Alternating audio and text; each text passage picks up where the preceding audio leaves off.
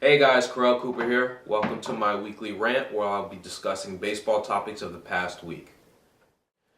So the first topic I want to discuss today is Joe Torre's new tell-all book that will be coming out, and apparently within the book he has a few unkind words to say about either the Yankees organization or certain players that played for him while he was Yankees manager. And I've been reading some things on the internet today. And the question that everyone seems to be asking is whether or not this new book is going to tarnish Torre's legacy as Yankee manager. My response to that is no, I don't think it will tarnish his legacy.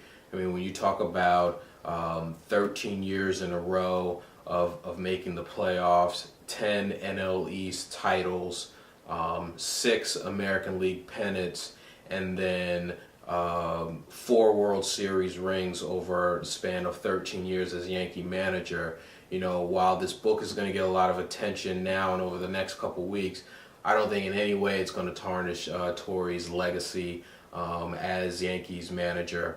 You know, some will say that, well, Torre had, as manager, he had all these resources that were available to him and that anyone could have done the job. And my response to that, well, if that's the case, then how come Girardi didn't make the playoffs his first year as manager when he took over a Torre team, and Torre went out west and made the playoffs his first year as Dodgers manager?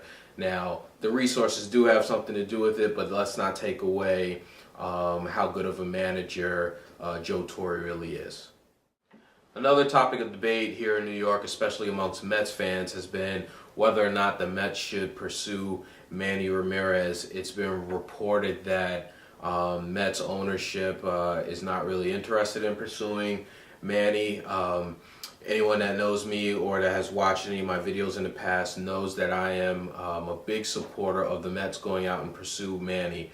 But let's kind of look at a couple pros and then some cons as to why the Mets may be weighing this. You know, the pros on the good side, Manny will give you 35 plus home runs and 100 plus RBIs. He's going to hit in the clutch. We know that's been a problem for the Mets offense, especially in September. The last couple of years, the offense has kind of faded away, and has helped lead to some of the collapses over the last 2 years. So, you know, put Manny in the middle of that lineup and he's going to make everyone better. He's going to make Wright better. He's going to make Beltran better. Delgado's going to see more pitches to hit. So those are some of the pros. Now, the cons, obviously, is the Manny being Manny. And if Manny gets bored, is he going to be a cancer in the clubhouse? What's the effect he's going to have on young players like Jose Reyes and so on and so forth? You know, and if you weigh those options, here's where I stand. Yes, I think the Mets should go and get Manny Ramirez, but I think it shouldn't be for any more than 2 years. If you put him in left field for 2 years, I think he'll be okay. So then, you know, if he starts to go sour, then you know you can get out of it relatively quickly with only a 2-year deal. On top of that, you know, by year 3, Manny's getting up there in age. He could be a little bit too old to play the outfield, so you know he could be a DH waiting to happen in year 3.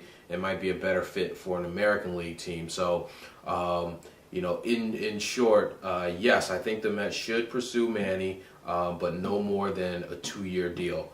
Would love to hear your thoughts, guys. Talk to you soon.